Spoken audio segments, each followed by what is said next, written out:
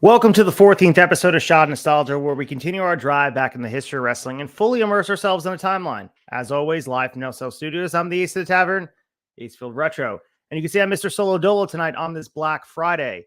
Hope everyone had a great Thanksgiving with their family. We are in the drive towards the holiday season, of course.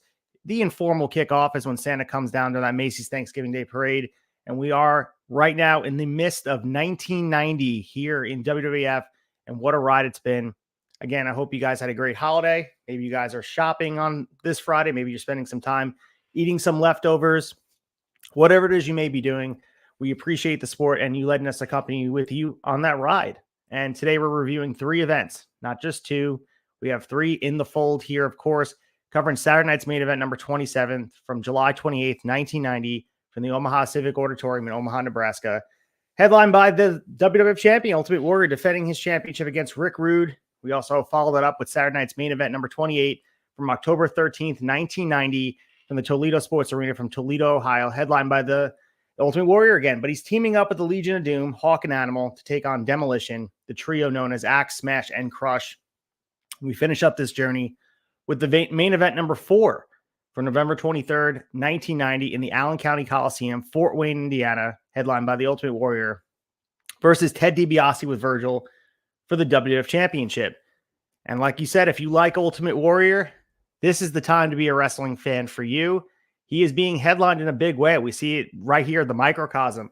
From July until November, it is Warrior's World here, and he is definitely given all of the ball, and maybe he runs with it and they take advantage of it, but he is the guy. For all accounts and purposes, he has taken that rub from WrestleMania 6, and here he is as the WWF Champion. Not for long. We know WWF will go in a different direction come WrestleMania 7 in a few short months. We know they go with the Sergeant Slaughter stuff. We know they go with the Iraqi sympathizer. And, you know, Ultimate Warrior is still featured in a big way. He heads over to have that feud with Macho King, that great match.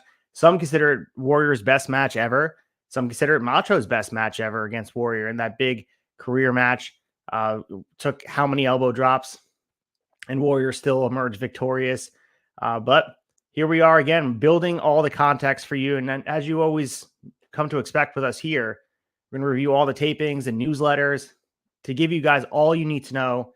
We have the 3 cards to study from 1990. And I recently watched it. I thought it was great. Definitely is a different page they're turning in WWF. We're emerging through a new era. We're seeing the roster turn over, and that's going to be very evident here during Happy Hour. There's a lot changing in the scope of Titan Sports. And a lot of things are really moving in a different direction. And some of it being forced by public perception. It's being forced by them being in the limelight a little bit, especially with some of the downside of what we come to know about the size of our wrestlers being very enhanced by pharmaceuticals like steroids and performance-enhancing drugs like that. That's definitely become sort of the topic of conversation across all different platforms, especially as the other sporting leagues took that as a huge issue. And WWF, you know, being sort of in that scope of things, had to follow suit. But let's not bury the lead. Let's get to the Happy Hour and build some context from August of 1990.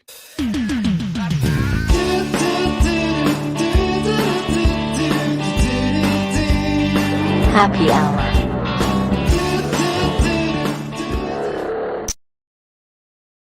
All right, here we are on the Happy Hour for 1990. And of course, we're in August here.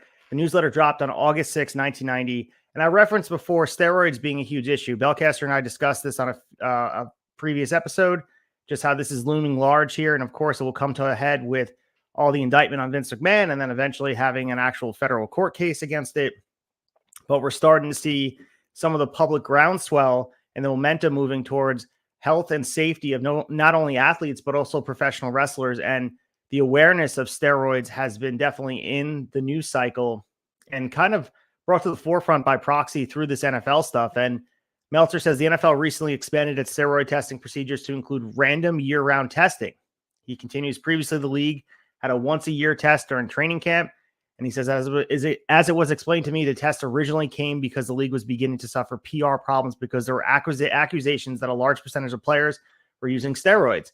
He said the original tests were more IQ tests rather than drug tests. Players knew when the tests were going to take place, when to switch from injectables to orals, and when to get off the drugs entirely to pass the test.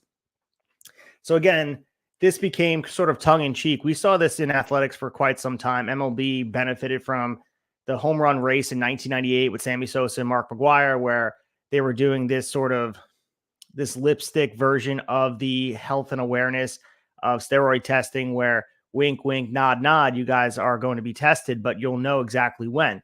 It isn't until they start doing the random testing that the NFL was starting to do here when they start to take it seriously. And it'll be quite some time from 1990.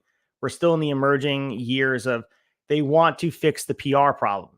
And I think on the surface, they want people to believe they want to fix the health and safety problem, but it's not really that at all. And I think as we see over time, it's not so much they care about the health and safety of the NFL players or whatever it be, the MLB players in baseball or the professional wrestlers. They don't want to be looked at in a bad light when it comes to public perception, because what we all know is public perception equals advertising dollars, and advertising dollars don't want to go to a company that is endangering their employees, or at least being aware that they're endangering themselves. And the culture around professional wrestling, as we continue to see through this time, and it's quite evident when you watch the product, it's very driven around physique, and an unrealistic physique at that. It is a spot where wrestling, in order to make it, you had to look like this larger-than-life cartoon character. And if you look at the top of the card, Ultimate Warrior, he's main eventing all these shows we're talking about, obviously enhanced and really generated by pharmaceuticals that were unnatural.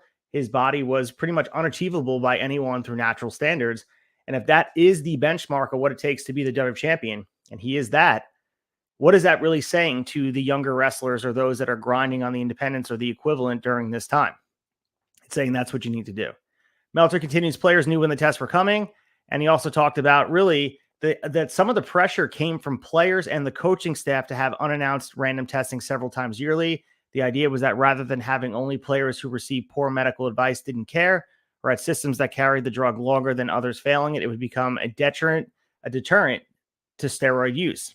So there was a movement within the NFL, which is interesting because you always feel like it would go from the outside looking in, but some of the players felt pressured, similar to what we're seeing in wrestling, where they feel like they couldn't stop.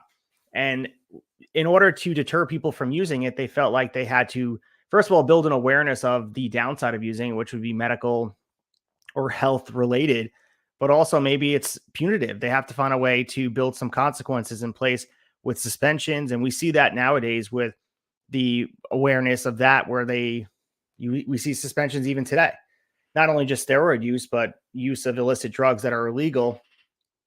Allegedly, these leagues want to keep their players and athletes safe. So he continues, it would be nice to have a way to eradicate the use of steroids from sports, and wrestling is among the worst offenders. But he said, I want to stick with reality. He said, if physiques meant nothing to a push a wrestler was to receive and serve in no way to increase the performer's star status or income, what percentage of wrestlers would be using steroids today? So Meltzer continued by asking some wrestlers around. He said, I asked a few people within the business, and most felt it would be greater than 50%. And he also said, most are at least aware of the potential risk and rewards. Whether it's a case of good or bad judgment is in the eyes of a beholder. He finishes up by saying there are plenty of things all of us do that are technically unhealthy, whether it be spending too much time in the sun or smoking or taking crazy bumps on the concrete for that matter. Steroids are similar to tobacco in one way, in that today's users, some will have years cut off their life from the use, and others will use them and live up to be in their 90s and suffer a few side effects. The difference is, of course, that smoking doesn't help one's career, and to the degree steroids can. In wrestling, this is more of a problem than football, because a football player must at least have the skill to play football professionally.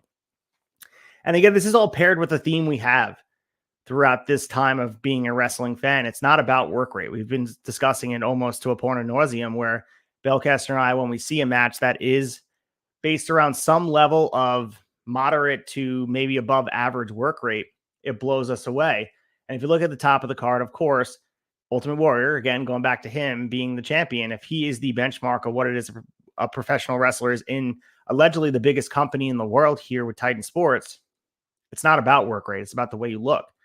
And I think, comparing it to, and I think really moving in the direction, if you talk about sort of where things went, and you can maybe mark different points in time, of course, WWF and wrestling at large was forced into maybe moving away from this type of body type and have to build stars that look more like a realistic version of who we see today, more natural bodies. But there is a conversation to be had about really the skill in wrestling had to change. And you see guys that are very highly skilled in the ring, and those guys are the ones who've risen to the top of the card. Because when he's talking about it here, where he's saying there's a problem because a football player must have the skill to play professionally and you wouldn't get past a certain point, he's saying that guys that are at the top league, which is the WWF, can be inadequate in the ring. And that is the case here. And over time, there have been other eras of wrestling, not even just in the 90s, where you have guys just built on their size and the way they look would rise up to the top of the card. But for the most part, you have to be able to hold your own in the ring. And in comparison to most sports, we're seeing a lot of that continue here in 2023, where you're not going to go very far if you can't work. Not in the independents, not on a smaller promotion, especially nowadays where, people have pretty much seen it all. You can't just be a guy with lots of muscles and look like $1 million or be a giant and not be able to work. We saw that experiment not really work with the Great Khali. They tried to do the larger than life type of guy who, let's be honest, Great Khali couldn't work. And that style of wrestling does not resonate with fans any longer, at least in my opinion. Melter says, if that 50% is legit, I'm not worried about them. It's sad, but people must make their own life decisions. He was also talking about wrestling at large, like what happens after steroids. And I think he was seeing the writing on the wall that eventually this would disappear from the world of wrestling. It wouldn't be a resource to build new stars. And Meltzer was talking about steroids in general and did make a good point. He said that it existed wrestling existed prior to having steroids in sort of the circulation here. He said there will still be big, strong men just in the 1940s and 50s before steroids became a part of the business. If the standard of the physique is lowered a few notches, a body below average will become good again. And he made a good point here. When you look at guys during this time, specifically, again, going back to Ultimate Warrior, but you can even look at guys like Hercules Hernandez, Hulk Hogan at this time. These were unachievable bodies by natural means, by being in the gym. So a guy who is just in shape by, just working out in a natural way, he does not look as good. But as we see over time, if everyone's on an even playing field, all working out naturally, those better bodies will start to look that way, and you won't have these unachievable types of looks. And I think it has to be done across the board. But he also talked about in a world where steroids is not addressed. And of course, this is 1990. This is before the steroid trials that happened in just a few short years. So maybe there's a world where everyone just accepts this is what happens and we're not going to do anything about it. Because again, as he mentioned and continues to sort of trumpet the idea that these are adults and they can make their own decisions. But as we see, we kind of have to save these people from themselves that make these bad choices, and especially supporting them in an industry where advertisers don't want to be co-signing these type of things, especially when the product was geared towards children. And there's going to be a letter in here that we'll talk about in a second about Hulk Hogan and, talking about being, saying your prayers, taking your vitamins and being sort of an example for children. It's kind of all tongue in cheek and for not if he's the one taking steroids and it's being a hypocrite. And I think that's what a lot of people are seeing through this as. But he says in a world with steroids, saying pro wrestling can still survive with steroids, he said, but Vince McMahon and Jim Herd are now playing their version of Russian roulette. He said, luckily for them, it's a sage gamble. Most of today's stars will feel some side effects from the public's minds when they are long gone. That will have no impact on the business. He says that does not make it better, but we are discussing dollars and cents now rather than health.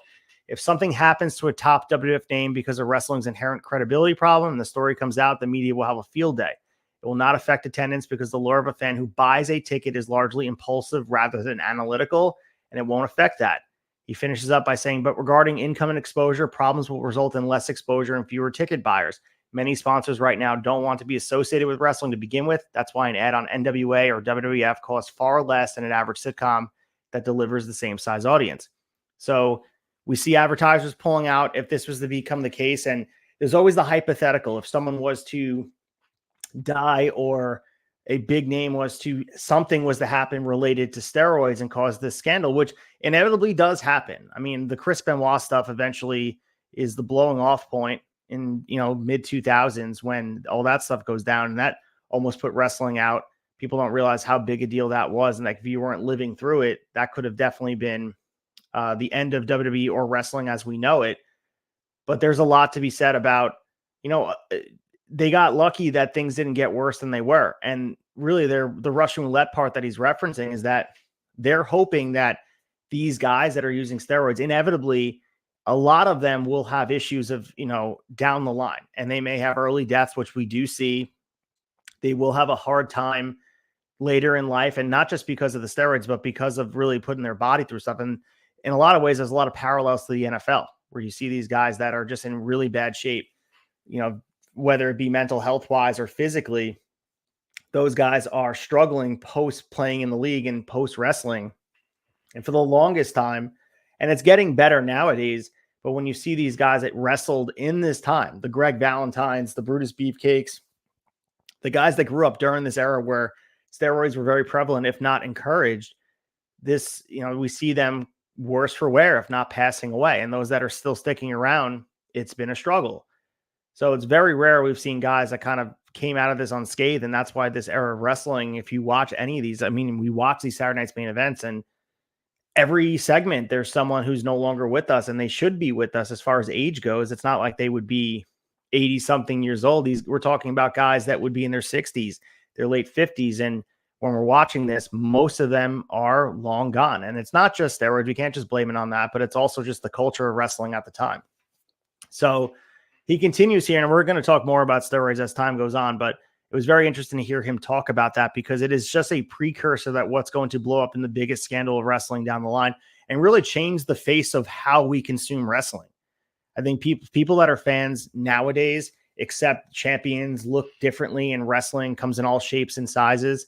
And that was always the case in a lot of ways, but never more so than now, where you can have a guy who is under 6 foot and maybe just above 200 pounds, and he could be your world champion. That would not be the case here. And a lot of guys, similar to baseball. And again, like, I always love to pair this with sports. And I always have this conversation thinking back. If you guys are baseball fans, if you're not, forgive me for this reference, and maybe just Google it. Melky Cabrera. So Melky Cabrera grew up as, came through the league as a fourth outfielder with the Yankees, just part of the 2009 championship team. He was a very good hitter. He was great off the bench. He eventually kind of came into his own across the different leagues, and he signed these one-off deals with the Royals and the San Francisco Giants. And he kind of honed his craft until one year he kind of came into his own and just became this almost MVP caliber player. And everyone's like, where the hell did this come from? And it was found out that, of course, he was using performance enhancing drugs. And what had happened was that he got suspended for whatever the league agreed sanction was. I think it was probably somewhere 45 to 60 games, something like that. But he was still signed to a free agent deal later on. And you can make the argument it was worth it for him. He had life-changing money because of that season he had that was paired with performance-enhancing drugs, and he had to sit. And his reputation was damaged, of course, but for a guy that doesn't have the opportunity, that he won't be a Hall of Fame player, he's not going to really be one of those players that there's going to be discussion down the line 10, 15, 20 years from now that will he be in Cooperstown? Does he deserve to be if he cheated? All that stuff. He's one of those players that he's just looking to make money for his family.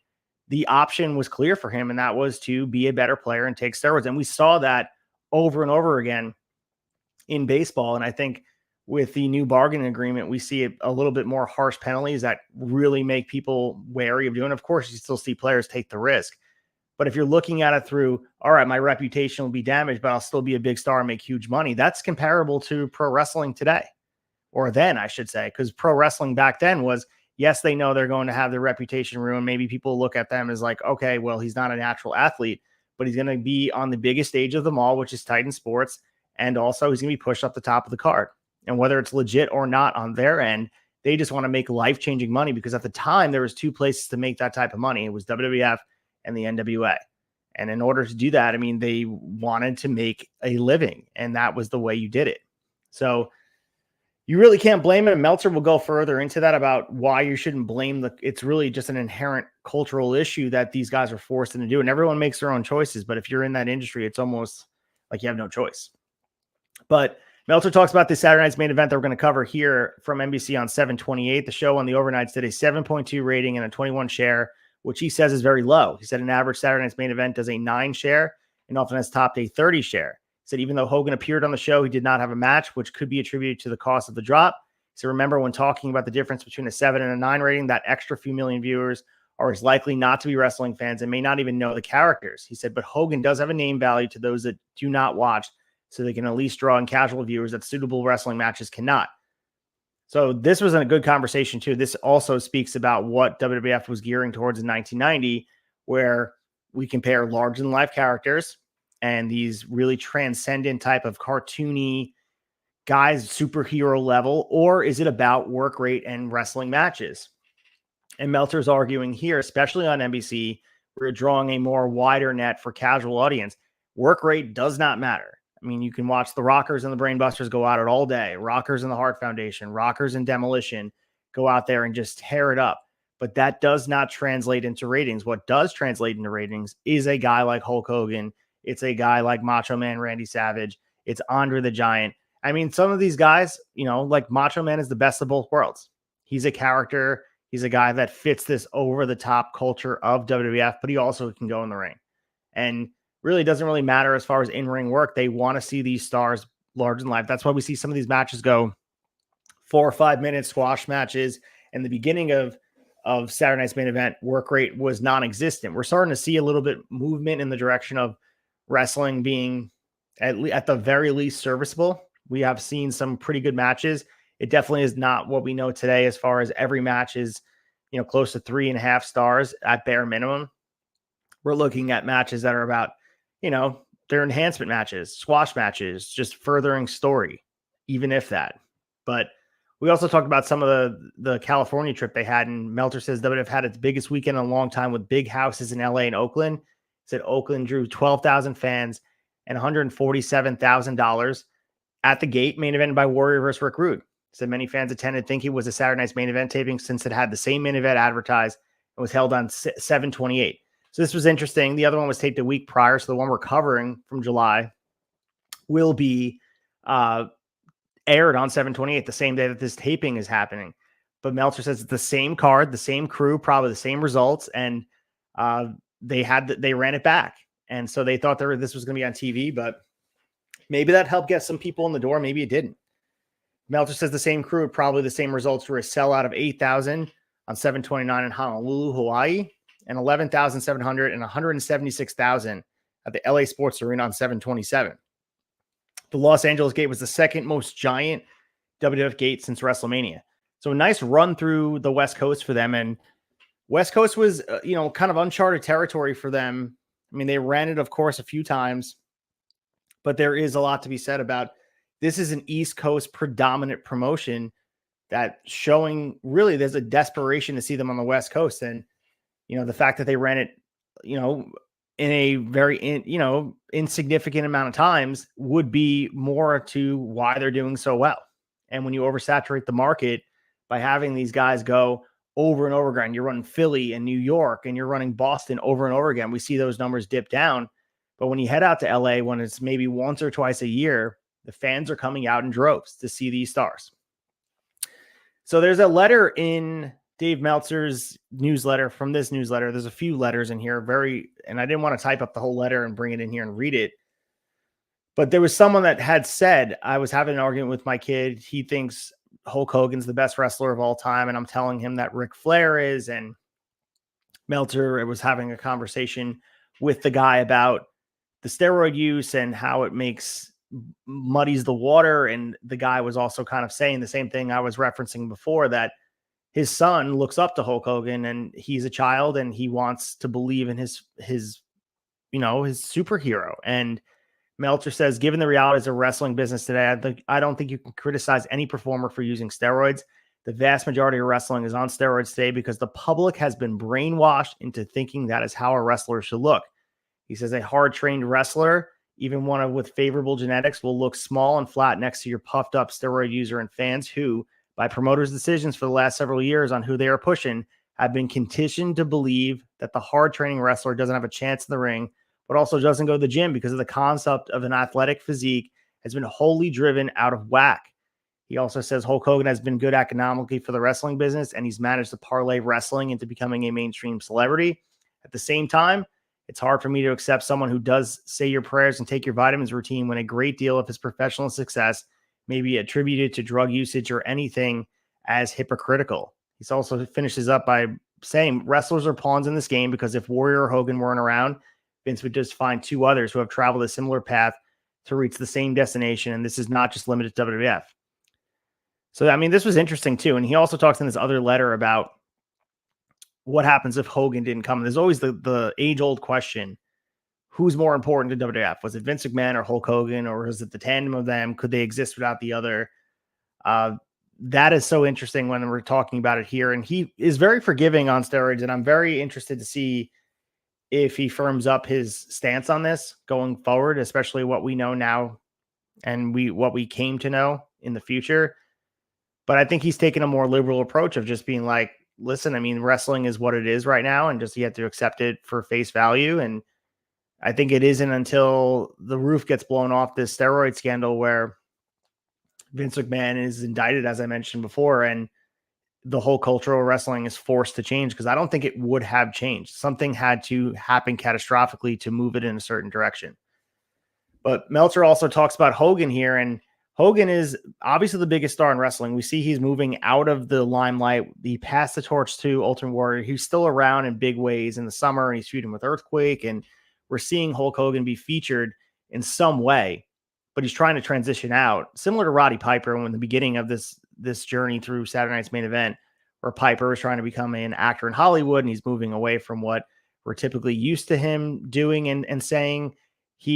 Hogan wants to move away from wrestling, and we have the conversation always where, you see all the documentaries about WrestleMania and the importance of Hulk Hogan and the importance of Vince McMahon, and really how vital the tandem was. And could it have existed if it was Vince McMahon putting all of his eggs in a different basket? And I'm curious, because this is 1990 and this is well after 5 years after WrestleMania. And this definitely doesn't have the sensationalized nature that we see the documentaries that look at WrestleMania through a different lens nowadays, because years have passed and I think things get blown up and exaggerated.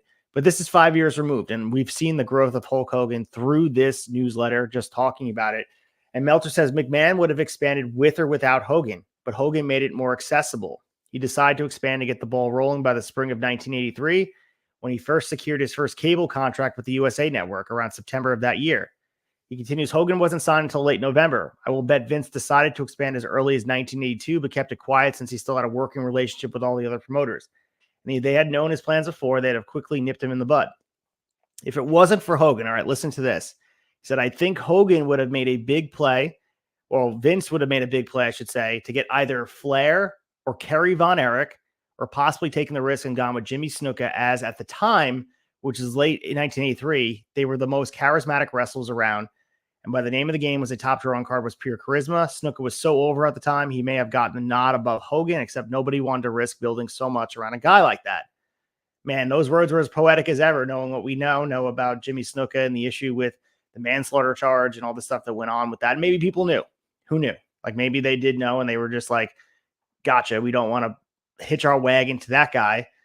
But the other names are interesting. Kerry Von Erich and Ric Flair. Like, imagine a world where WWF was built around those two guys. Would it look the same?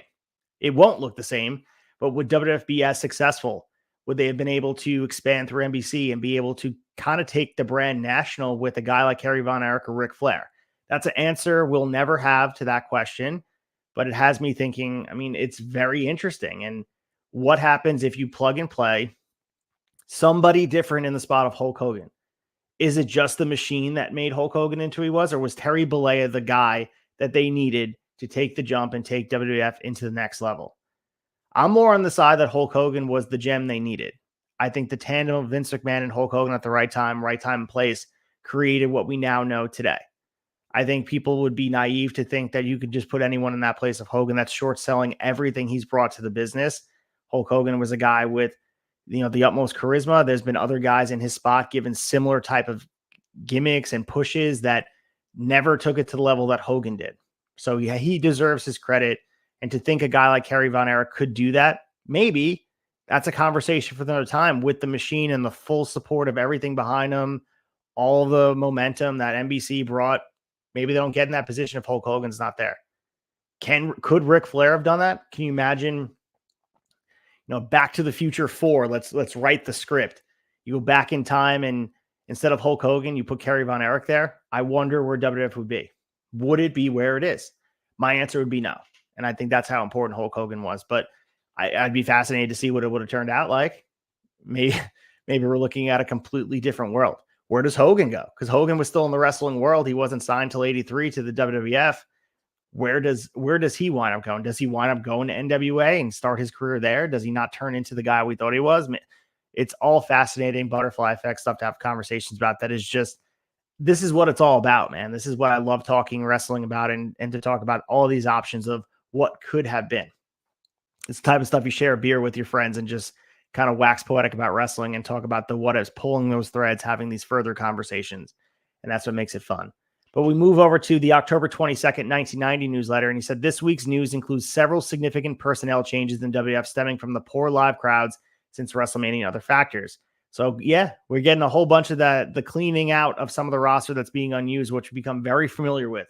The post-WrestleMania blues that we get to see, the layoffs, the releases, the future endeavored, if you will, happened here. And the first thing starts with Rick Rude. And he was not future endeavored. This was more on his account. So the most significant loss, Meltzer says, is Rick Rude, whose departure had little to do with the weak crowds. Rick Rude quit the promotion in the middle of last week. So the early word on this was that he was simply holding out because he was unhappy with the SummerSlam payoff, which was reportedly $17,000. And this has to be noted that you take that number with a grain of salt, because how could you know that number? $17,000 payoff for SummerSlam. I would have to see what that's being compared to, all that stuff. But Meltzer says Rick Rude and Vince had been at odds since the two had problems when Rude had a tricep injury and missed a few weeks of work of main events with Ultimate Warrior. And by early last week, the word was out, Rick Rude was completely gone from the company. So Meltzer also says that the TV tapings, they switched the Rude Bossman angle to a Heenan versus Bossman angle. And on the October 27th TV, they actually filmed an interview with Jack Tunney where he announced that Rick Rude is suspended for his remarks regarding Bossman's mom. And Meltzer does make it clear this is the first time that the WWF will have acknowledged someone who left the promotion in real time. So we also know Rick Rude was also scheduled in the main event at Survivor Series. Haku winds up taking it. It's interesting, too, because we saw Tully Blanchard get fired the year prior, Survivor Series, and guess who took his spot? Bobby Heenan, old reliable. They threw him in. Same thing here. They don't have any other depth guys that they can throw in there. They had to throw Bobby Heenan, who probably didn't want to be working anymore, in a feud with Big Boss Man. That's always fascinating, but it just shows how much they trusted him. In a time of need, they went to him because they knew that the fans liked to see him in the ring, and they reacted to everything he did. So in a time of need, they went to a guy they relied on. And I think people look at Bobby Heenan as, he's a manager, he's a great commentator, but I think they also have to look at, he is a jack of all trades. He's a guy that was plug and play when needed, and he was down for the WWF in a lot of ways. So losing him when he goes over to WCW is an immense loss. It's people don't realize how essential he was to what they were doing. And it's not just about, the one piece. He is an absolute team player who is willing, obviously, to do whatever it takes to help the company in times of need. So we also saw a quitting of Akeem, and this was more amicable because there was more conversation. This is not dealt with any sort of fervor or anger here, but Akeem was allegedly tired of life on the road and he wanted to go home. So both Rick Rude and Akeem were rumored to be heading back to work for Herb Adams at the UWF, which Meltzer says the idea made sense because they were tired of being on the road and could work one day and fly back home. The other thing is we're seeing the emergence of non-competes because Rick Rude has 1 year left on his WWF deal and Titan suspended him without pay, so that contract is still valid.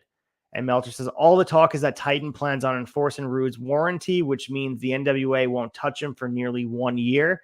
And if so, they will take legal action against any promotion who tries to use him. So Rick Rude's going to sit and collect dust for a bit. It's a shame, but he'll be back in action elsewhere. We'll see him down the line. We also saw cutting down production because, as we mentioned in the beginning of this newsletter, the live gates are down. We're seeing a little bit of a lot of their income is based on attendance. And if that's down, we're starting to see production costs kind of go up and they have to move in a different direction. So WWF was cutting down from 3 shows to 2. And the number of wrestlers let go right now is unknown, nor were all the names released, but the figures are between 15 and 20. So some of the names are here.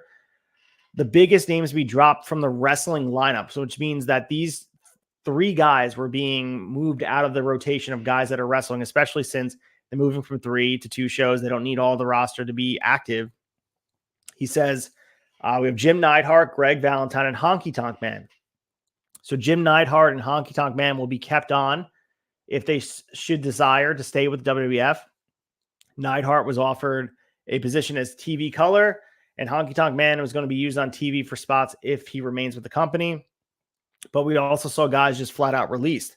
Jimmy Snuka, Jim Powers, Boris Zukov, Nikolai Volkov, Black Bart, Pez Watley, Jim Brunzell, Paul Diamond, Coco Beware, and Ron Garvin.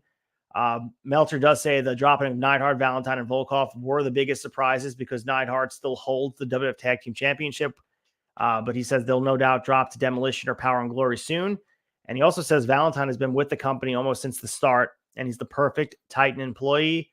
But there's not much they can do left with him. And especially as production does happen, they're looking at guys and value. Loyalty doesn't mean that much. You have to find a way to, maximize everybody. And unfortunately, Greg Valentine was a guy they had to access. But Meltzer also continues about the financial stuff and the financial trouble WWF is in. And he said, according to one source, merchandising and licensing revenue is still solid, though the company did lose 16 TV slots when the new TV season started last month. He references NWA. They lost 15. But he says pay-per-view revenue from Mania was far lower than anticipated. SummerSlam was a financial success. The live shows still account for a large percentage of the company income, and attendance is way, way down. So, I mean, you can blame someone for it. Maybe they're blaming Warrior. We know they have a knack for blaming world champions. Whoever's the world champion gets a lot of the brunt of the blame here, but it's cyclical, and it was never going to last that long. We're seeing star power being down. They're having trouble establishing a star comparable to Hogan at the time, and when they were humming throughout 1988-89, that roster was stacked with star power.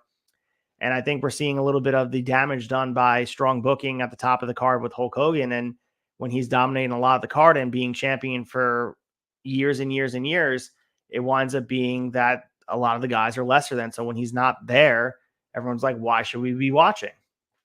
So it has to be more than just Warrior. But Meltzer says it said that even if McMahon himself admits that the switch from 3 shows to 2 should have been done a long time ago, several months, comparisons as far as the actual profitability were done. And they show that even the best economic times, the profit margin was more extensive running 2 shows per night than 3 because they rarely had 3 hot enough crowds that can draw simultaneously.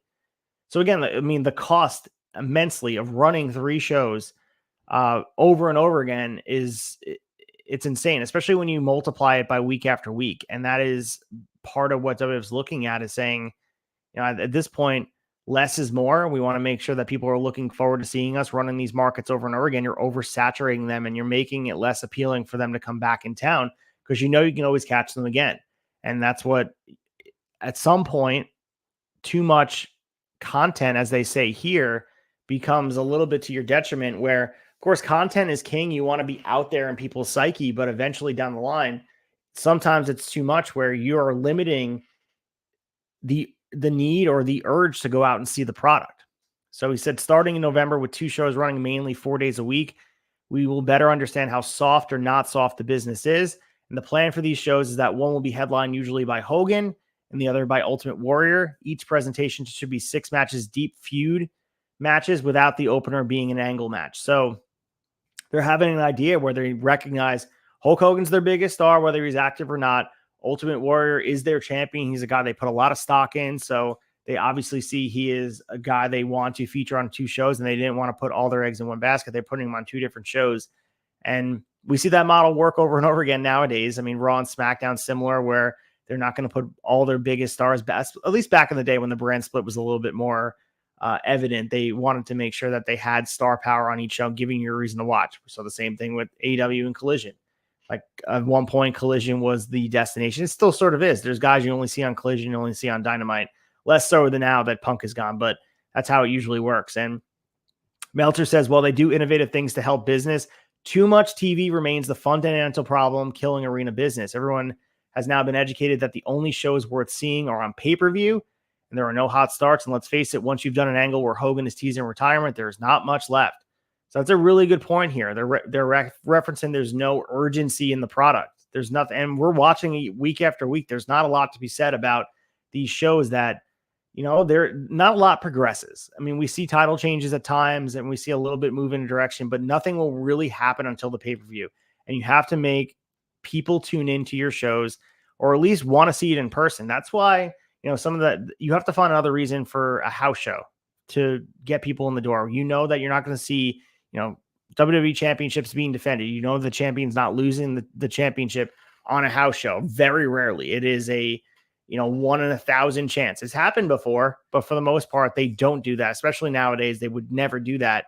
How can you get people in the door? You have to make it more of an intimate environment, make it more friendly, have these dream matches, find a way to make a house show worth it. And I think that's also part of, they became such a TV heavy product that they forgot, like, hey, there's a reason why people want to come see wrestling. It's about experiencing it. And if you took that buzz and electricity away, because it's all about what's happening on a TV and doing tapings over and over again just to film content and these quick matches, you're losing the draw of what was really the heart and soul of wrestling, is to see a payoff of a long feud that made you feel something and being in person. We covered Smoky Mountain Wrestling and getting people in those doors to see those hair versus career matches or to see a cage match of a blood feud. That's what gets people in the door. And I think they were losing sight of that. It wasn't just about advancing storylines in small increments of these big stars. It's about finding a way to get people to invest in whatever's on your screen.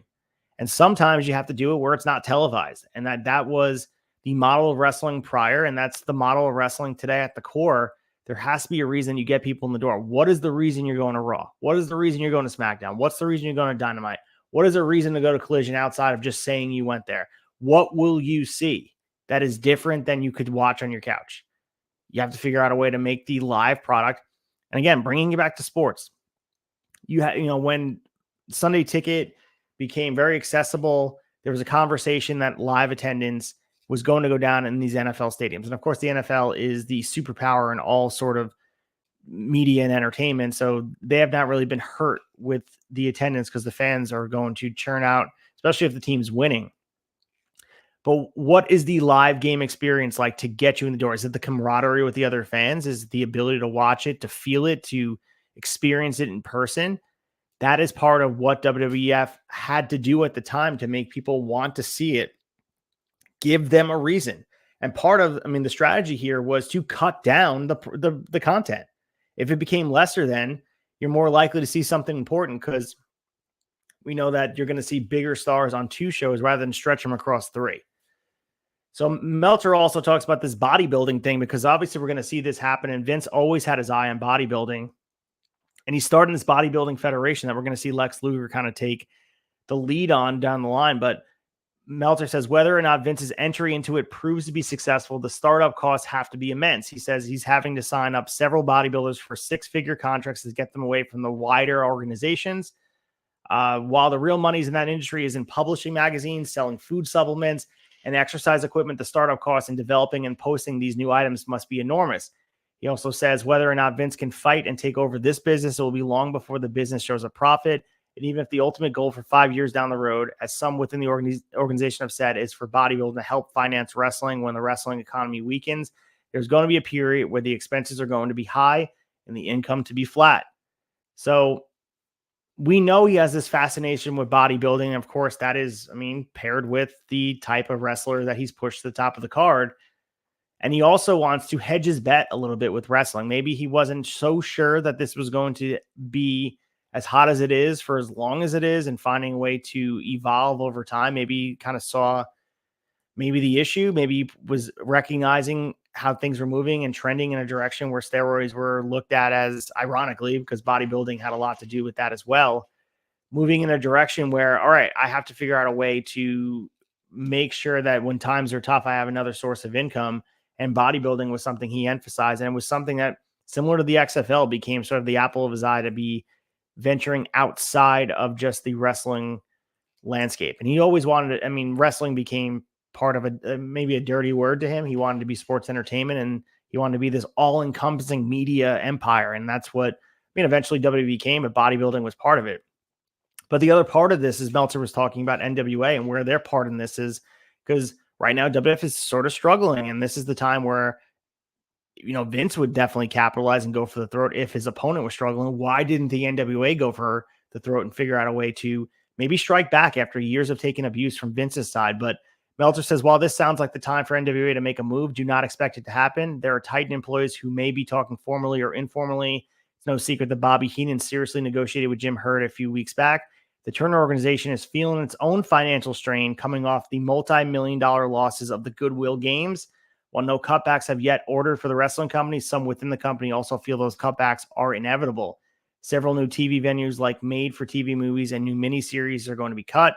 So we know that Ted Turner, TBS, that is a media empire as well. But you have to really look at it through this lens. Like, what happens if Turner was in a spot that they could have striked at that time while Vince was vulnerable? Could we be looking at a different landscape of wrestling? Maybe they were struggling just as bad by these Goodwill Games that they took a loss from, and Vince was taking a loss through Livegate and investing in other things and not having the star power. They were both down at the same time. And what happens if NWA was maybe even at the level they were 2 years prior while WWF was dipping down? Maybe they could have capitalized and maybe shifted the momentum in a different direction and changed the course of history. But I guess we'll never know. So that's pretty much the newsletter here. We're going to get into all the results of Saturday night's main event by getting our fix. Let's get into numbers 27, the Wild Kingdom from July 28th, 1990, Omaha, Nebraska, the Civic Auditorium. Let's get our fix. Get your fix.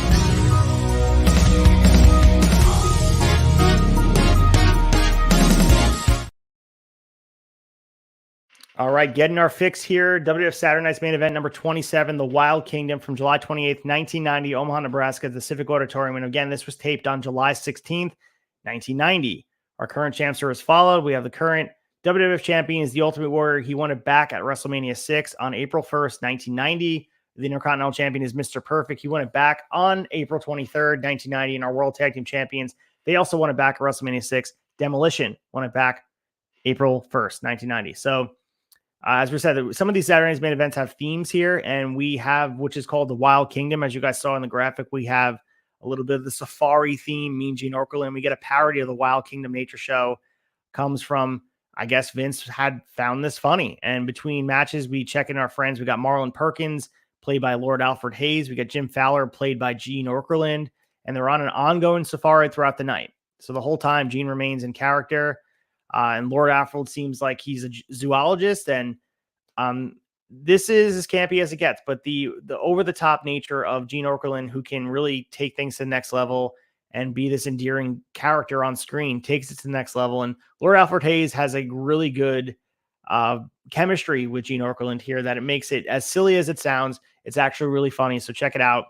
And it's very, very interesting to see them go with this route. And the themes are interesting. Like we saw, some thematic nature of these different shows, but this one is, I'm sure people that watched this back in the day remember this very fondly, and this definitely resonates, especially, it's really, if you gave it to anybody else, like if it wasn't Gene Okerlund and Lord Alfred Hayes, it probably wouldn't be great, but the fact it's them, there's something comforting about it. So we have Vince McMahon and Jesse Ventura, and this is Jesse Ventura's last Saturday night's main event, so let's enjoy it while he's here. Unfortunately, Mike is not here with us. The other interesting thing is I put the dark match in here because this is the infamous match where never winds up airing, but the Rockers won the WWF Tag Team Championship in a 2 out of 3 falls match. So this winds up not ever counting. So, if you ever heard the Rockers, there's a picture of them holding the WWF Championship, winds up not airing on screen. But the Rockers, Marty Jannetty and Shawn Michaels defeated the Hart Foundation, where the first fall, Marty Jannetty pins Bret Hart at 9 minutes and 33 seconds. Bret Hart then pinned Shawn Michaels to tie at 1-1 at 19 minutes and 23 seconds. And Marty Jannetty pinned Jim Neidhart to win the championships. But again, as we said, even though the live audience saw this here, this was a dark match and it wound up never airing, which means it doesn't have any canon, doesn't have any legacy in the WWF. So the Rockers, by all counts and purposes, never held the tag team titles. We know Jannetty held the tag titles with a different team. So did Shawn Michaels. So they eventually do hold tag gold, but it's never together, which is unfortunate. One of the best tag teams in the history of wrestling. But we have the Ultimate Warrior taking on Rick Rude and Bobby Heenan for the WWF Championship. And these guys, if you look at through the scope of things, I mean, this is the first inkling of transitioning a feud from the Intercontinental Championship to the WWF Championship. We eventually see this archetype be used with The Rock and Triple H.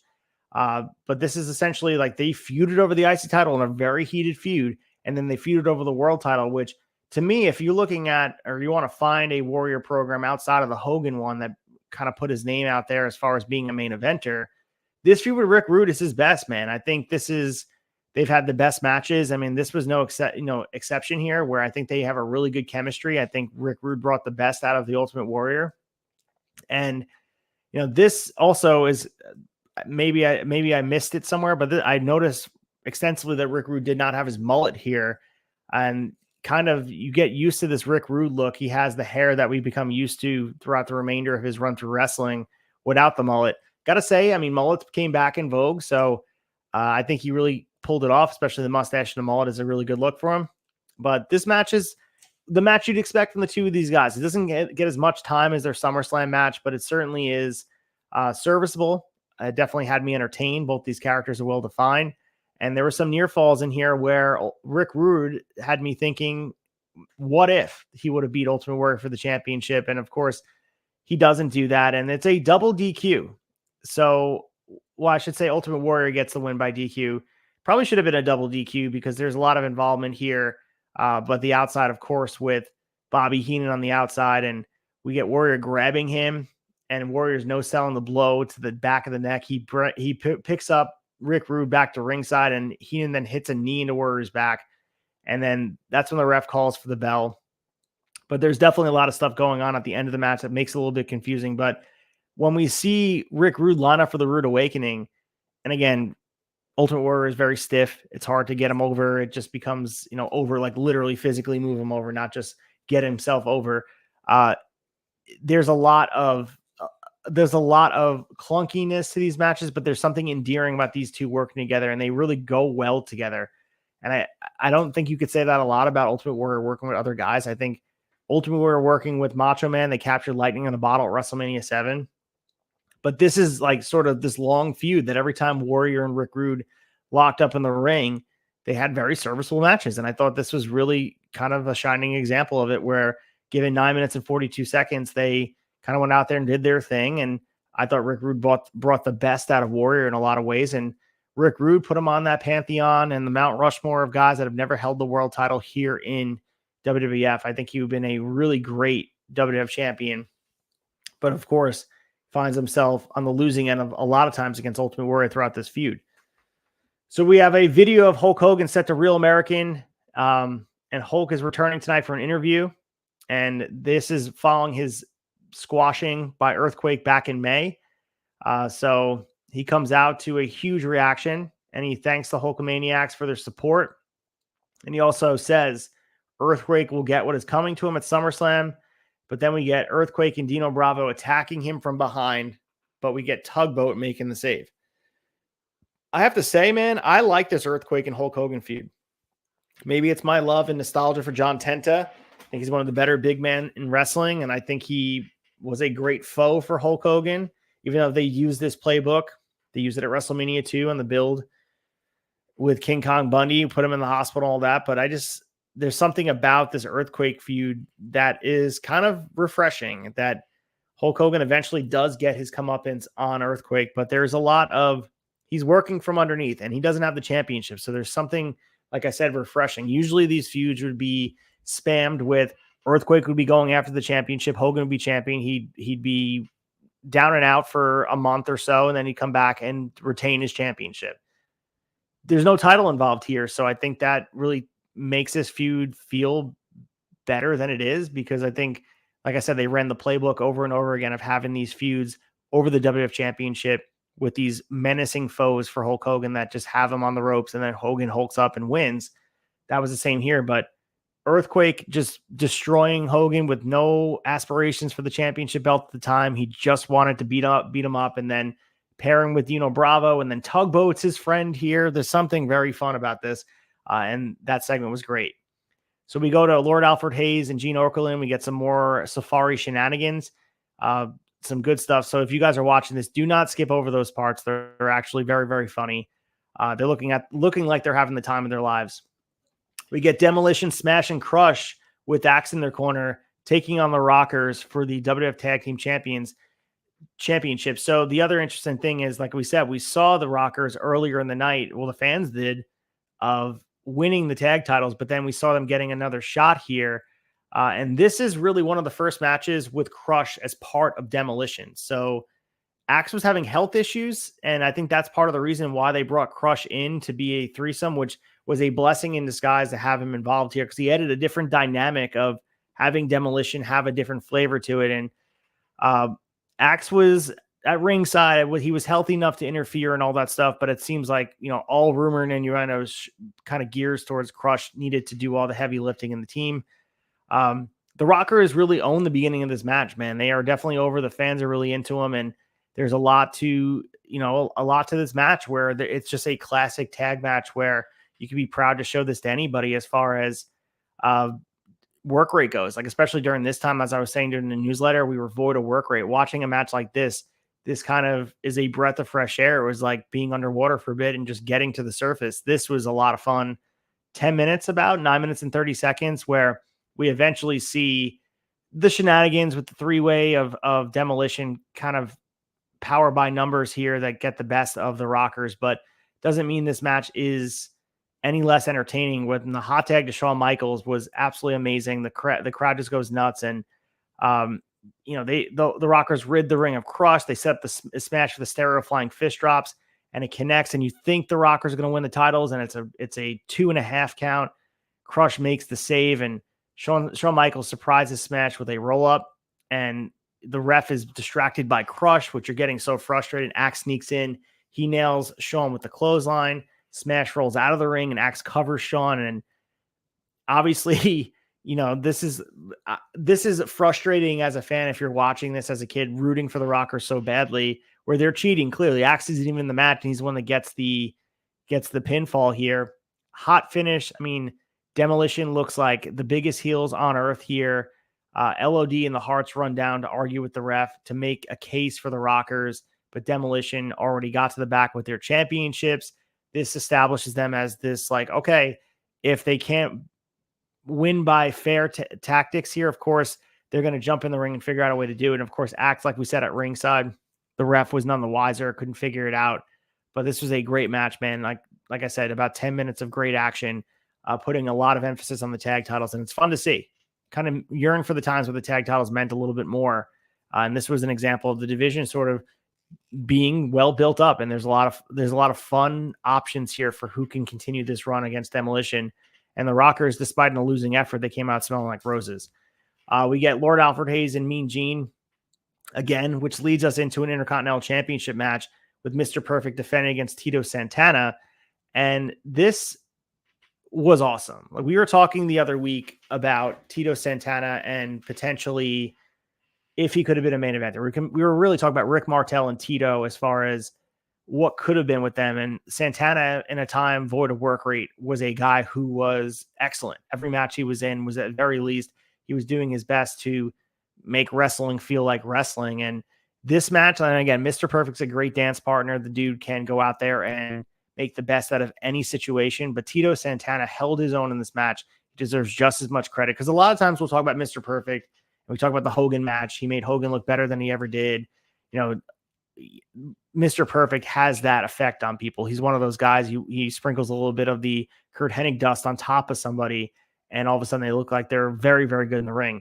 Tito Santana didn't need that. So if you take that Kurt Hennig dust and then add it on top of the fact that he's already good, I mean, this match had everything you wanted and more for a mid-card match. It was the perfect match to make you believe at some way Tito Santana was going to walk away with the IC title. But it just was perfect. And some of the spots here were just absolutely great. If you like mid-card championship wrestling that means something, where these guys were fighting tooth and nail to keep that WWF Intercontinental Championship around their waist, and Tito Santana wanted so badly to beat Mr. Perfect here.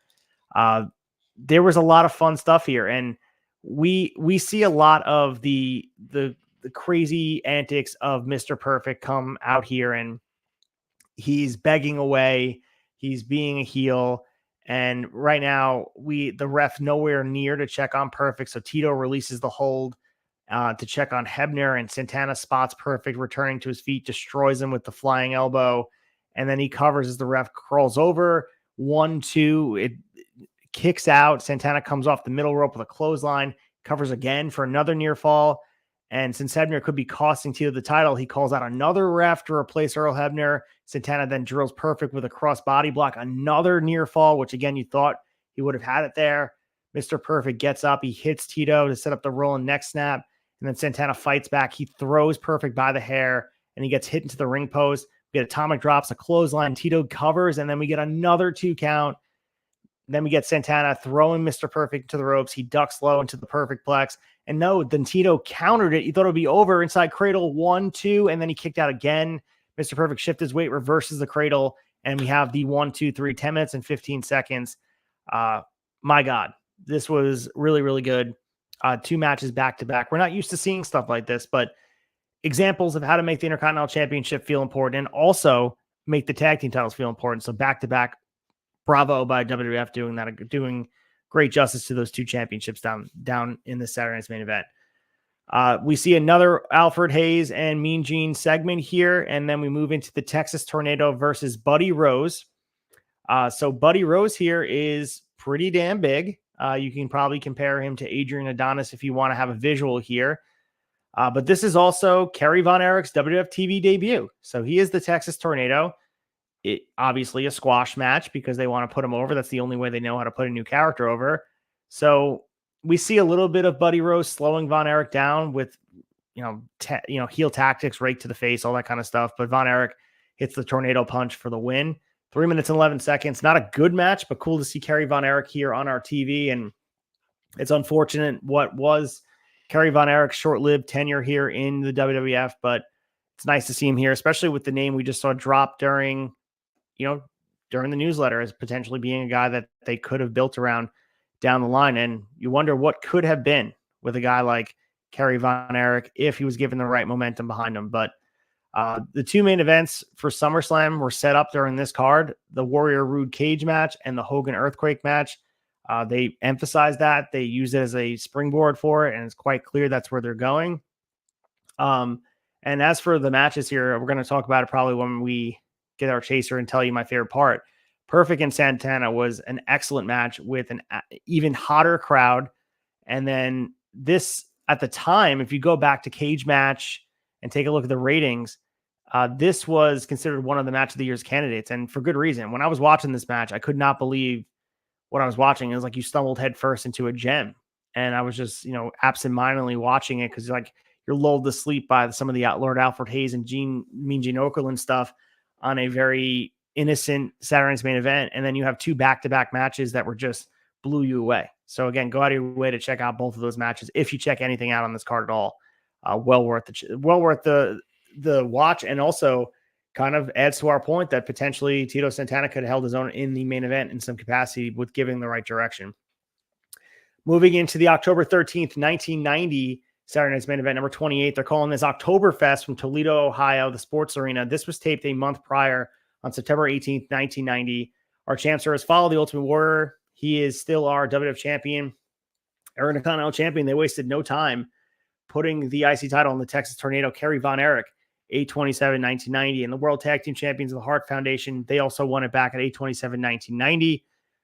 So, as I mentioned, when Jim Neidhart was removed from the active roster, they removed him as he was tag team champion. So this is where he won it back in August and October. When we read the newsletter, they find a way to get it off him. But this is the theme. Again, we had the Wild Kingdom theme prior with a lot of the stuff with the animals and safari and all that stuff. Now we're moving towards Oktoberfest, and the superstars are on the card, get to sit around in all their Bavarian German costumes, drink beer, and while everybody else is working. So we don't have Jesse Ventura. We have Vince McMahon and Roddy Piper. As I mentioned, Jesse Ventura is no longer here. He's still on the screen with me for good measure here, but Jesse Ventura is gone, and the relationship has been irreversibly damaged with Vince McMahon. So we'll see him make a return, I believe, in 1999 for, I think he's a special ref or something like that.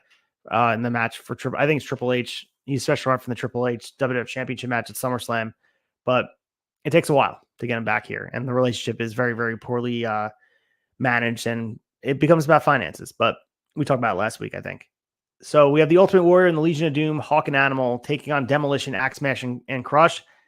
And this is sort of a dream match if you think about it. If you look at the characters in the match, it doesn't live up, especially with the fact that there's not a lot of selling going on the face side of things. But if you look at just on paper, the Ultimate Warrior, Hawk and Animal on the same side versus Demolition, this had potential to kind of have the same reverence that the Shield versus the Wyatt family did, or the Shield versus Evolution, when you have those great trios matches. They didn't have that idea here, but when you look at them matched up, your brain starts going in the direction of like, what could have been with a match like this with the right build. And, you know, people also, I mean, if you take off of Ultimate Warrior and you take Crush out as well, the Road Warriors versus Demolition is sort of one of those like matches, like what would have happened if you had them in the ring. And the Road Warriors versus Demolition, because I think people always look at Demolition as being sort of a cosplay of Legion of Doom, which everyone has their opinion on it. And I think they're different enough that they're not a ripoff of Legion of Doom, but you could see the influence for sure. And the way this was set up, the Road Warriors interfered in Demolition's title match at SummerSlam. They cost the belts to the Hart Foundation, and they wanted to set this up to put all the Warriors together, and the Road Warriors and the Ultimate Warrior together. And this becomes a pretty standard squash match, unfortunately. And this becomes, you know, a burial of Demolition, unfortunately. And it's one of those matches that on paper you see just the faces and you see them standing across each other in the ring, and it's unfortunately not as good as you'd want it to be. I think it could have been really good if you put some steam on it or gave Demolition anything, especially with watching how Demolition was kind of dominating a month prior with the Tag Team Championship, and they're not champions anymore. And like, what did you really expect with Warrior teaming up with Hawk and Animal? Like, you almost expect them to be a super trio. But I don't know. I wanted more from this. And unfortunately, you know, we see Warrior putting Smash away with the Gorilla Splash. Like, they could win the match, but they didn't have to squash him into oblivion, which kind of left me wanting more. But we go into Randy Savage with Queen Sherry taking on Dusty Rhodes. And so the interesting part about this match is, of course, they have the feud dating all the way back to the build to WrestleMania 6. These guys have a major feud. They were feuding throughout all of 1990, pretty much, where this was Dusty's most memorable feud. And the interesting part about this match, if you were a lifelong wrestling fan, and they eventually pointed out, but if you notice, Dustin Rhodes is in the front row, and this is supposed to be the culmination of the Dusty Savage feud. And I think by all accounts it is. They're both headed for different directions in the programming, and this is to pay it off here. And this is part of really this major feud for Dusty. I think this is probably the biggest thing he's ever done. And we also kind of watch this match unfold here, and there's a Dusty Rhodes, Ted DiBiase layer to this as well. And we also have Dustin kind of becoming very, very bloody in this match. And then insane how bloody he gets here with the blade job, and, you know, running through the finish here with, like I mentioned before, DiBiase and Virgil are there in the front row, and they start paying people off their seats, and they get to Dustin Rhodes and rip up the money. Dustin starts yelling at Virgil and takes his seat, and DiBiase and Virgil are sitting beside him. And in the ring, Dusty is, you know, holding his own, and and then he gets out of the ring. He confronts DiBiase about being rude to his son, Dustin, and Savage gets the opening to attack. He hits the running hot shot. Sherry's choking Dusty, delivers the double sledgehammer to the back of his back, and Savage goes for the straddle in the ropes. He misses. Randy tries to come back with the slam, and then Dusty falls on top of him for a near fall here. Dustin's rising to cheer on his dad, and DiBiase sits him down again, and Dustin's finally had it up to here with him. He starts beating up DiBiase to a huge reaction to the crowd. He turns away to look at Virgil. DiBiase clotheslines him over the railing, and this is surreal to see here, seeing Dustin Rhodes, a young Dustin Rhodes here, and he's beating Dustin Rhodes within an inch of his life. Dusty's seeing what's going on. He goes over panicking to save Dustin. Savage jumps over the top of the flying axe handle, and Savage rolls back into the ring. Dusty gets counted out, but Dusty doesn't care. He's trying to save his son, and Dusty and DiBiase are continuing their fight, and Dustin blades on national TV. This is a transition-driven match more than really just an action match, but I love this. I thought this was great here, especially in, an Easter egg, seeing Dustin on WWF TV and knowing what he becomes with Goldust and his legacy in his own right. You could see the budding charisma and just the ability to sell on screen with Dustin Rhodes, and this was great to see. But they gave him the blood angle here, which was cool. And I give them a lot of credit for doing that. This shows how much they believed in what Dustin could do in the future for the company. We move into this tag match, which is Hulk Hogan and Tugboat taking on Rhythm and Blues, Greg Valentine and the Honky Tonk Man. So Hogan is just kind of playing with Honky Tonk Man and Valentine. They look like complete enhancement talent to start the match. And whatever you want to say about the two of them, they do have a legacy in WWF, but Hulk Hogan and Tugboat clearly were overmatching them this whole time.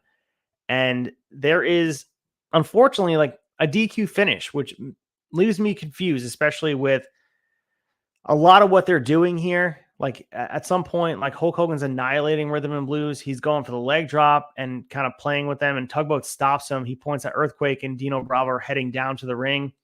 Hogan looks at him and tells him, come down to the ring. Referees are holding them back. Tugboat tags in. He splashes Valentine, and Jimmy Hart hops on the apron, and he's trying to get involved, and Honky Tonk Man grabs a guitar. He hits Tugboat, but the ref sees it. So Hulk Hogan and Tugboat get the win by DQ after Honky Tonk hits him with the guitar. But then Earthquake and Dino are getting back in the ring, and we get a 5-on-1 attack. And Tugboat's trying to recover from this guitar shot, and Earthquake is splashing Hogan, and we get a save from Tugboat. Eventually, he gets one splash in. He had intentions to do more. We know the damage that the splash can do. Tugboat recovers, and he hits him in the back of the head with the guitar. Tugboat clears the ring by swinging the guitar around. And yeah, Tugboat makes the save for Hogan, saves him from immediate disaster. So we have this next segment here, and the genius, since this is the theme here where they're doing the Oktoberfest, there's a lot of the Bavarian type of feel here, and the genius is deemed the master sausage stuffer to preside over a sausage stuffing contest between the Hart Foundation, which is Jim Duggan, and the Orient Express team with Mr. Fuji. And Fuji pulls out prepackaged sausage. He declares his team the winners. It's supposed to be funny. It's not, but you can tell it's tongue-in-cheek. And this is the type of humor they were going for here. So we have the Texas Tornado defending his IC championship against Haku with Bobby Heenan. So they're hyping this Von Erich and Perfect rematch going down the line, where Von Erich, we know, has defeated Perfect for the IC title.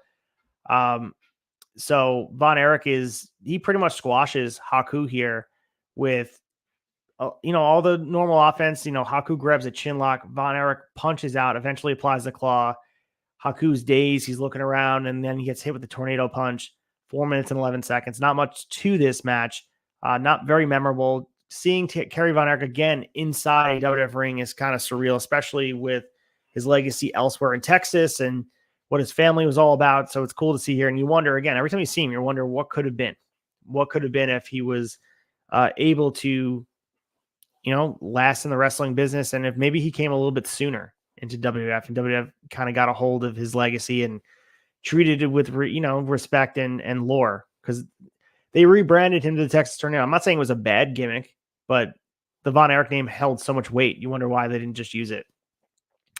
So we have Sergeant Slaughter taking on Coco Beware, and this is the beginning of Sergeant Slaughter becoming the sympathizer. So, this is pretty much a squash match on Coco Beware, and we know Coco's role here. It's about establishing people. Slaughter's punishing Coco, working the back. He takes a swinging neck breaker. Coco tries to hit a couple more drop kicks, and then Slaughter catches him. He throws a throat first across the top rope, and Coco submits to give Sergeant Slaughter the win. And that's it, man. So that's the end of Saturday night's main event, and Sergeant Slaughter is on his way up here. We're only a few months away from him becoming WWF champion. So they're building him up slowly but surely. We also get a segment saying that WWF number one contender for the WWF title is now Savage. And Sherry says Warrior will be no more, and he's going to take the title from him. And they also show the segment with all the guys eating, drinking instead of wrestling, and they show this big German food fight to put the end of it. But as far as comparing it to the last week, I mean, this was a pretty bad as far as work rate goes. If you look at every single one of these matches, outside of Randy Savage and Dustin Rhodes with the blade job by Dustin Rhodes and all that stuff, there's not a lot to this card here. And you know, if you go back even to the early Saturday Night's Main Events with 1987, like not a lot here. And so we're inching closer towards main event, of WrestleMania time. And I think that we're in a lull here, and you can kind of really sense the lack of star power. Like when you're reading the newsletter, it becomes evident that maybe it's just they didn't do a good enough job building these bigger stars, and missed opportunity with that opening match with the six-way or the trio match, which could have been really awesome, but they couldn't resist doing a squash match. But it would have been really cool if they gave it some time and some exposure. Like maybe they just did a 3-on-3 at a bigger pay-per-view. How cool would that have been? So we lead into our last event here, and it's not a Saturday Night's Main Event. It is a main event. It's main event number 4 from November 23rd, 1990, Fort Wayne, Indiana, the Allen County Coliseum. So this was taped, again, a month prior, October 30th, 1990. All of our champions are exactly the same. So this would have been a 90-minute Saturday Night's Main Event number 29. Allegedly, this became the main event number 4, and it was aired the night after Survivor Series. So this was supposed to be the Hart Foundation Rockers tag title switch was supposed to air, but then it was cut from the show, as I mentioned. And from all reports, the title switch was never recognized because of backstage problems with different tag teams. So Vince dropped the whole thing, gave the belts back to the Harts as if nothing happened. But that's all hearsay. We don't know exactly the story, but we do know the Rockers' reign is not recognized. And what could have been, again, one of the best teams to ever exist in the lore of WWF, never to hold the championship. We lead in here with Vince McMahon and Roddy Piper, and it's the WWF World Heavyweight Championship, the Ultimate Warrior taking on Ted DiBiase. So, as we know, star power is pretty limited, but this is a pretty cool combination as far as championship matches go. Ted DiBiase is a sure bet to bring the noise and bring the energy to any feud or any mini program he's in, and the same here. This starts as a pretty much every Ultimate Warrior match you can start with him trying to outmatch Ultimate Warrior. But what I really enjoyed about this match is Ted DiBiase getting somewhat the better of Ultimate Warrior. We saw Rick Rude do the same thing. Rick Rude was able to get some offense in on Warrior to the point where you thought there were some spots where Warrior would lose this championship. But DiBiase, same thing here, where there was the dominating factor of Warrior, where he did, for the most part, hold his own in this match, where he was pretty much in control, I would say probably 70% of the time. But DiBiase, he got the suplexes in, he got a 2 count, and, there was a lot of good stuff from both guys here. And the more vulnerable Warrior is, the more believable as a champion he is. And I think for so much that it's similar like the Goldberg effect, where you just like are having these guys squash. You have to build up vulnerability to ever believe he's going to lose the title. And they did the same stuff here, and especially the shenanigans at ringside, like what eventually winds up being the DQ with Virgil and Ring beating on Warrior, ref calling for the bell. But really what we see here is, kind of tales all the time. They're kind of afraid to make the decision here to go one way or the other. And like, I'm glad they didn't squash Ted DiBiase, because that's really the only way they know how to do things with Warrior. But this DQ finish, again, over and over again, they run this finish, and it becomes kind of tired, where over time, it's just like it wears you down, because the heels have to win or lose by cheating. And that's really the trope that they run over and over again. And DiBiase went back in there. He, made sure that Warrior looked good. And like I said, the same thing about Rick Rude. He had the ability to carry him to a very decent match. But nevertheless, he's still the champion, Ultimate Warrior is. And after the match, Warrior is beating up Virgil. Out comes the Macho King, and he attacks Warrior with the scepter. So they're building up this feud between the two of them. Little did they know their match at WrestleMania 7, eventually down the line, would not be for the WWF Championship, but that will continue the conversation down the line. We lead into Nikolai Volkov with Sergeant Slaughter with General Adnan in his corner. This was not even a match. Slaughter is just beating the crap out of Nikolai Volkov. And Jim Duggan comes down for the save. And Slaughter, obviously is doing this Iraqi sympathizer gimmick here. But he's taking on all guys that are, the patriotic guys. Like Jim Duggan is, one of the first guys to fall in his wake. And he really receives a lot of heel heat going in, and getting that WWF Championship match against Warrior at Rumble and eventually winning the title is an interesting decision. But I think that's more of a conversation of really where the business was at. They wanted to find a way to get back on track to get the title to Hogan without damaging Warrior to a point. And they really went all in on this Gulf War stuff. And maybe it's low-hanging fruit, but this is sort of par for the course here as public commentary was in 1990. Like, this is probably shocking for some people to watch now, but this is what wrestling was. And this is not the only time they've done stuff like this. And again, maybe there's no place for it. Maybe if they left it on like a mid-card heel type of stuff, maybe it wouldn't have got as much negative heat. But, they went all in on Slaughter, and it was his only time as the WWF champion. I'm sure he looks at it proudly. And he got a lot of heat. And he did eventually overcome, because I think maybe some of the fear of being this, like, because Sergeant Slaughter was an American hero to the WWF audience prior to this. He took a risk and went the other direction, and, he was asked to do something and the company wanted to do it, and he was rewarded with being the champion, even for a short period of time. So we have Mr. Perfect taking on the Big Boss Man, and Bobby Heenan, of course, is, talking about Boss Man's mom. Now the Heenan family members are backing up what Heenan can't do against Boss Man, because of course he can't beat up Ray Traylor. He needs his dudes to do it. So we know Rick Rude was the first Heenan family member to defend him. And we mentioned the newsletter. He left the WWF a month after SummerSlam. And according to Jack Tunney in the video, he was suspended indefinitely.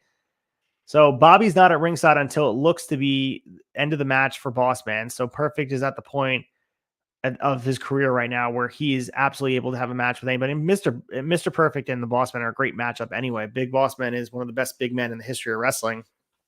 But we see a lot of really good stuff in this match, and this was a very serviceable match until the finish and they start overbooking it. But if you look at just the match from point A to point, let's say Y, before they get to Z, that it is a very good match. And, Mr. Perfect, as I said, is able to bring the best out of anyone. And Big Boss Man does not get nearly the credit he deserves for being a big man moving at the size he is. But we see a count out finish here with Mr. Perfect defeating the Big Boss Man. So we see Bobby getting on the apron, the ref's turning his back. Bobby pulls down the top rope. Boss Man reverses the Irish whip and sends Perfect flying out to the floor. Boss Man then goes after Bobby Heenan. He gets slapped and he chases him to the back. So obviously the ref is still counting. Big Boss Man seeing red, and Mr. Perfect crawls back in the ring, and that's the finish here. So again, they kind of put him in a spot. If you look at this whole card, we get a DQ finish. Going through the whole thing, we get 2 DQ finishes and a count out prior to even having our first normal finish. It just seems like, can we all get on the same page and come up with meaningful finishes that are a little more creative than get the heel a win by cheating or losing through heel tactics? Like, we just want to find a way to have a definitive finish, and a count out and DQ just, it loses its meaning when you do it over and over again. It is a pretty lame finish if you're looking at it through a lens of a wrestling fan. And that's why people are looking at these events as like, we don't care until the pay-per-views. And that's part of the issue. So we have in the back, Bobby Heenan is still running.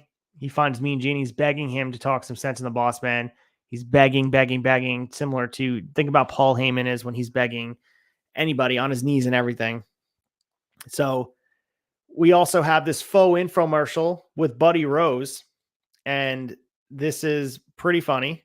And they're really trying to, I guess, sell this stuff where he is able to get you to lose weight. And it's, I don't know whose idea this was, but Buddy Rose obviously is still very, very big. And they have the, what they're calling blow away.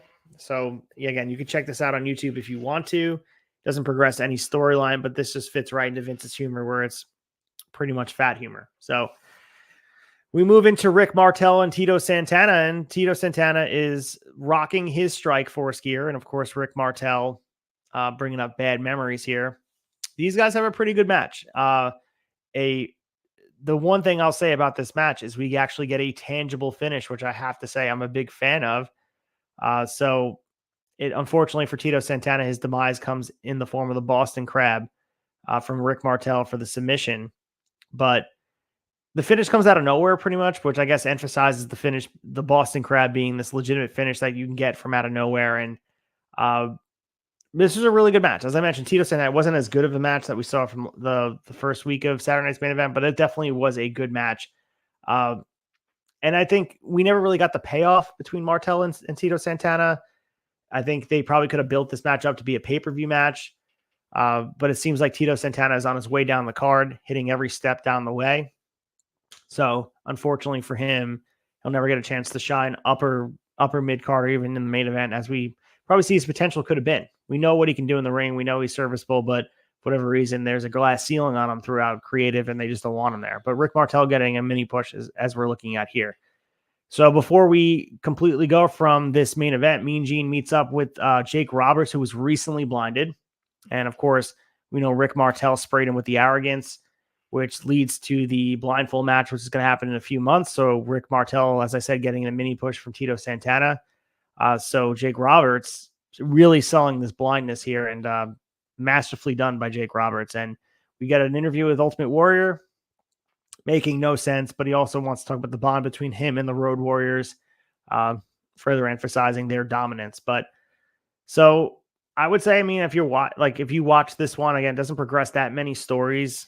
Really doesn't. There's not a lot here for this, but you know, they put some decent matches on for us, and there's nothing like egregiously bad, but nothing egregiously over. And I mean, if you really just want to see some of the Warrior and Savage build up, or maybe some of the emerging stuff of Sergeant Slaughter getting the heat behind him, or maybe just want to see Rick Martel, you know, make someone tap out, namely Tito Santana.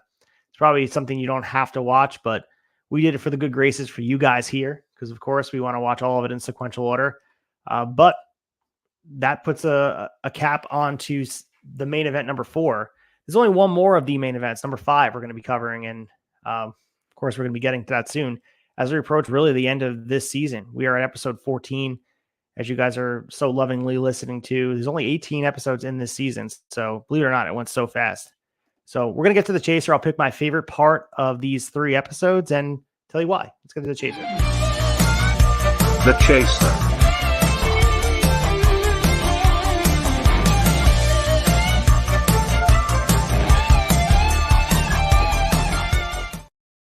All right, here we are for the chaser. And man, there was a couple of hard choices here, but I really, really enjoyed that first Saturday Night's Main Event number 27, the Wild Kingdom. There were really 2 solid matches that had my choice. And I had to go at Mr. Perfect versus Tito Santana for the WWF Intercontinental Championship. As they said here, you know, talking about matches of the year, and maybe it was inundation of like not great matches that made you feel a certain type of way. But this match, even if you watch it on your TV today, you would love it. It had the perfect amount of near falls, perfectly paced, perfectly timed, didn't go a minute over. It felt like it was the perfect amount given to this match. Mr. Perfect and Tito Santana were just meshed so well on this night. An absolutely amazing match that made the Intercontinental Championship feel very important. Unfortunately, moves in a different direction with Kerry Von Erich squashing people. And yeah, I love Kerry Von Erich and Mr. Perfect's feud, but I think the nature of the Intercontinental Championship should be a workhorse championship, not a mechanism to squash people. So that is my match of the week. I love that match, but I also enjoy the Demolition versus the Rockers match for the tag team championship. That was awesome. But I also want to give a quick shout out to the Randy Savage and Dusty Rhodes stuff with Dustin Rhodes, you know, a young Dustin Rhodes bleeding on national TV. What's better than that? So that was pretty awesome to see. But, you know, mixed in all of this, there's a lot of wrestling, but, you know, we probably could skip some of the Saturday Night's Main Event stuff, but the first episode by far and large was the best one that we saw at all. And it kind of progressively got a little bit more tame as we went on. If you look at the card for the second one, number 28, the Oktoberfest, the Ultimate Warrior and Legion of Doom, taking on Demolition, Axe Smash, and Crush, probably on paper looks amazing. And of course, you pair that Randy Savage versus Dusty, and then, maybe a little bit of the Hulk Hogan and Tugboat tag match against Rhythm and Blues. You're like, okay, cool. This is going to scratch the nostalgia itch, but their need to do these finishes like countouts and DQs and oversaturated with squash matches. That's the downfall of watching some of these shows. It's the DQs and the countouts. It's exhausting sometimes. You just want the clean finishes to really show assertion in their booking. Just like, we believe in what we're doing. It's not just about taking the easy way out, because it feels like they don't know where they're going when they do the DQ or countout. DQs and countouts are great when you want to use them, but they become meaningless when you overly apply them to every situation, where it just becomes like over and over again. Think back to WCW Nitro back in the day, where DQs were just like this crutch they leaned on over and over again. But, unfortunately, there's trends in wrestling, and this at the time was in vogue to be DQ and count out and stuff. It's the easy way out. But when we do get the finishes, they mean that much more. That's why when I watch Rick Martel tap Tito Santana, it's like, finally a finish. So the Boston Crab was our saving grace here. But let's close the tab. The lights are coming on the bar. We're going to have our final wrap up, prepare for next week, and really get you guys set up for the weekend. Let's close the tab. Closing the tab.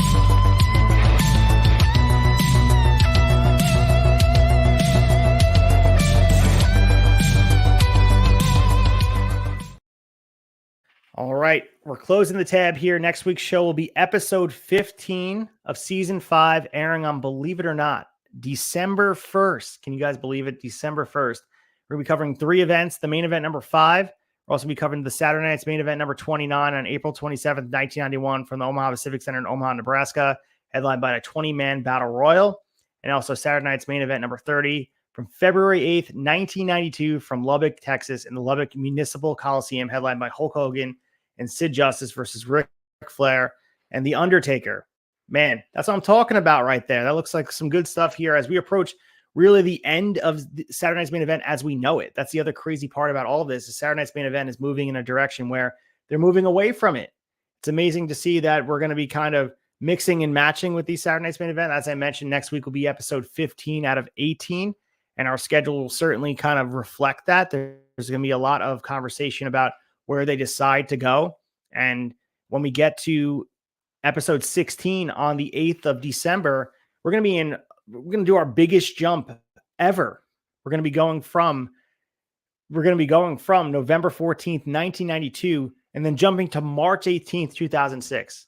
It's insane. We're going to make the jump. I think the graphics going to have 2 different logos on it. I have no idea. It's going to be amazing to watch. But like I said, we're going to be moving away. I mean, next week's episode with the main event number 5 from February 1st, 1991, like, we have moved so seamlessly through this era of wrestling, and it's kind of crazy that we're coming to the end here. But, don't fret. We will be back in some capacity with Shot Nostalgia episode. The next couple episodes you definitely don't want to miss, but there's going to be a lot of good content coming your way, because we're going to continue to drop the audio drops of WCW 1996 that everyone so desperately was asking me about. So we have a 30-week hiatus that's coming up. But as we've kind of discussed over time, none of the publication stuff has been made, none of the logos, none of the promotional stuff, but we're going to be doing the NXT takeovers in full, every single one. Myself and Belcaster will be here doing it, potentially Colton. Who knows who else is going to want to jump on, because it's going to be interesting to do that season, because there's a recency to it that makes it very refreshing. And I think all these other seasons, like, we've watched it. I think when we covered 1998, that was the most, I guess, recent thing we've done. But if we go through, this season, we're going to see some of the stuff from 2006 and 2007 and 8. That will be fresh in our brain. And, I can't wait to watch those. But there's going to be something different about watching something again for the first time, as an adult again. And I think as we continue to do the NXT takeovers, it's going to definitely springboard a lot of different conversation, but a good conversation nonetheless. So, as we move in the direction that we're going there, again, I don't want you to fret. You're still going to get your audio drops on Saturday mornings. You're just not going to get the video form of Shot Nostalgia. So if you've missed the WCW 1996 season and you didn't want to go on YouTube and listen to it, and that's not your bag, you want to listen on audio because you listen in the car or whatever, it's going to be available for you. Maybe you listened to it with us. You joined us on the journey, but you want to relive it. Hop along the ride again. I'm certainly going to listen again. I forget what we talked about.